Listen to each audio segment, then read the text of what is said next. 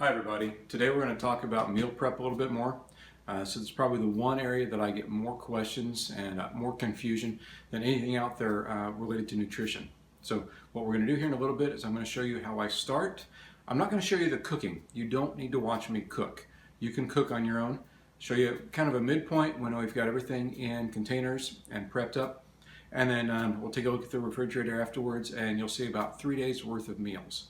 Okay, let's check this out. The pictures I'm showing you are about 4 days worth of meals for us. The first image here is our protein. Most of it is in the form of chicken. We got about 3.5 to 4 pounds of chicken, about a pound of ground turkey, and a pound of ground beef. The second image is our vegetables. There's more than what you see on here. We've got some broccoli, there's jalapenos, different types of peppers that I'm going to chop up shortly. Got a large bag of kale and other mixed cabbages. And finally some onions, and in the refrigerator is already some Here are my spices for the week. We can combine all the same foods, the chicken, the hamburger, turkey, the different vegetables, and we can change up the flavors just by putting in different spices. What I've got here is there's Mrs. Dash. It's going to go on the chicken just a little bit with some salt and pepper as well. The Montreal steak is going to go just a little bit on the turkey and the ground beef along with basic salt and pepper. When I put the meals together, I'm going to put some of the Mexican spices in, some of the Creole spices, and some of the extra spicy Mrs. Dash again along with a little bit more salt and pepper.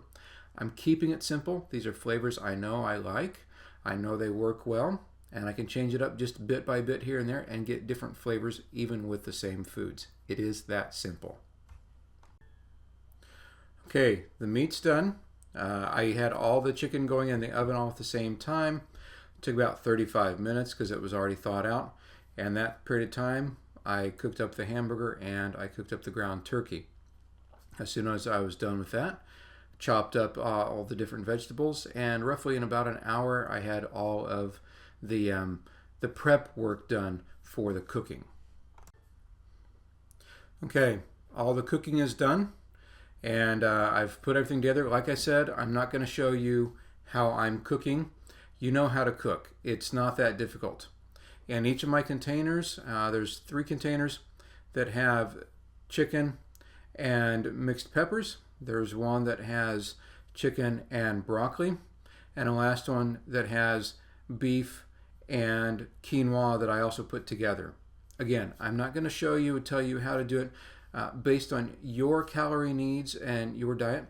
You're probably going to have something a little bit different than me, so don't copy me.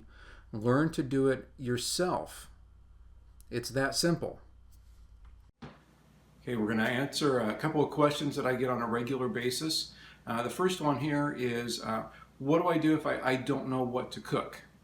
And my answer to you is if you go and think about the foods that you normally order when you go out to dinner, they're probably the same thing, more often than not. You probably pick the same meals at the same restaurants. It's a habit. It's something you're used to. When you get home, you probably do eat a lot of the same meals every week. It may not seem like it at the time, but you do. So here's the thing. So go ahead and prepare your meals for the week. Maybe even just start with dinner, something you're not sure about. Here's the thing. It's when you've got those meals prepared. You don't have to think about what you want for dinner. Go ahead and decide ahead of time. Like I said, you probably already eat mostly the same things. Don't make this difficult. Don't give yourself an out. Don't give yourself an excuse to make a bad decision. This is what this is really about. It might seem crazy to limit your decisions, but when you limit your decisions, it allows you to focus your mind on other things.